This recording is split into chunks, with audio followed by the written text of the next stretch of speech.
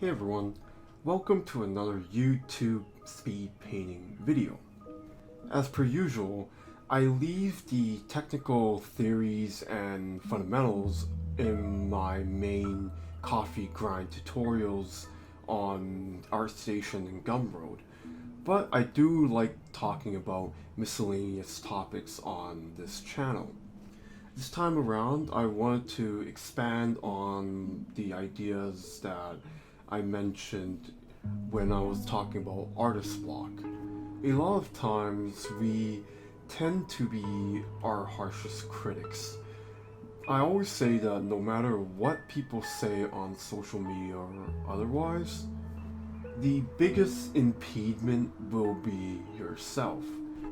Most artists look to improve each and every single day, and sometimes the artwork just doesn't come out right. This can create a spiral of negativity upon yourself, and it's very similar to the effect of tilting in video games. If anybody is unaware of what that means, it's basically slang for just playing suboptimally because you've made a mistake, and a mistake will lead to more mistakes. When it comes to the artists, a lot of times you're not even making the mistakes. A lot of times you are so harsh on yourself that you really don't want to do another painting. And while a break is always very beneficial for you, having too long of a break can be pretty detrimental to yourself, and it ends up being an excuse to not be productive. Now, every single individual has their own way of breaking artist block, and everyone has their own way of dealing with problems in general. So I don't really want to assume what might work for me will work for other people. And I try my best in my videos not to make it seem that way.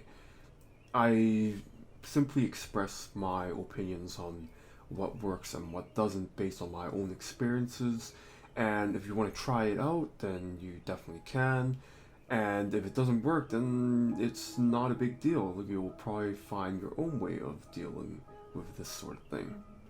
So I just wanted to share my way of dealing with the spiral of negativity that might come from just not clicking with your art.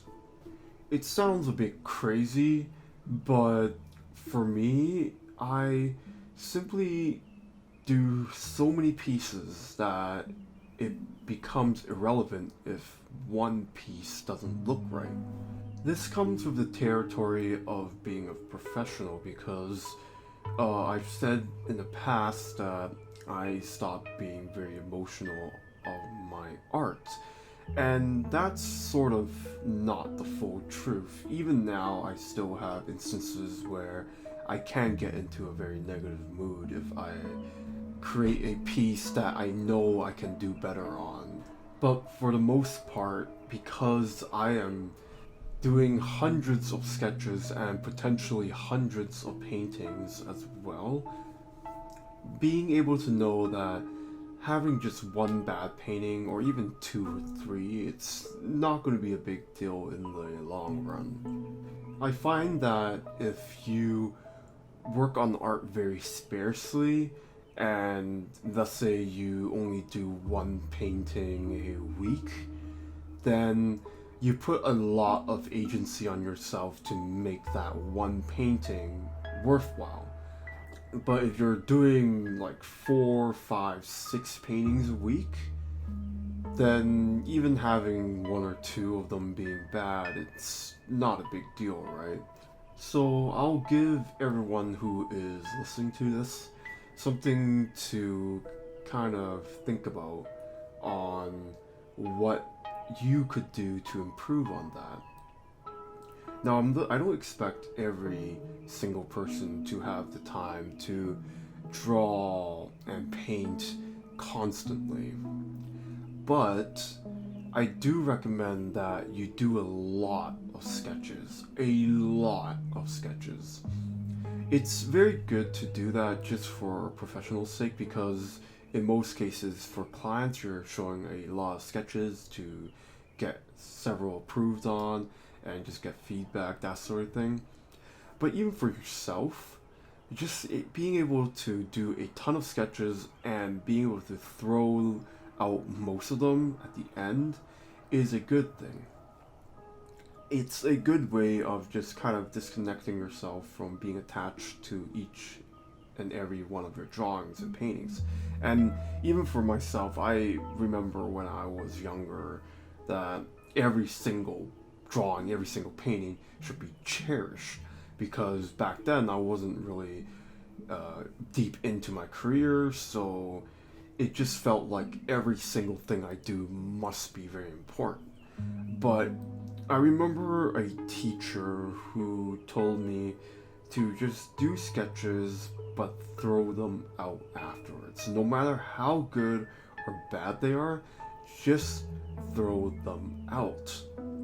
Now, of course, I threw out some really good sketches and drawings, but I've also threw a lot of bad ones, and it was a good exercise for me to just mentally prepare myself to produce more without putting too much pressure on myself. Hopefully that makes sense and that you find this a bit helpful. I do understand that a lot of artists out there take their art in a very serious manner in that it's very emotional and they're connected to it very deeply. Just understand that if you are going to treat art like that, that you don't put yourself in a position where you start becoming too negative if something goes wrong with your art. Just remember that every bad painting will eventually lead you to a good one. Anyways, thank you for listening. I'll leave you to watch the rest of the process video if you like. And as always, feel free to check out the description for my social media links as well. Anyways, I'll see you next time.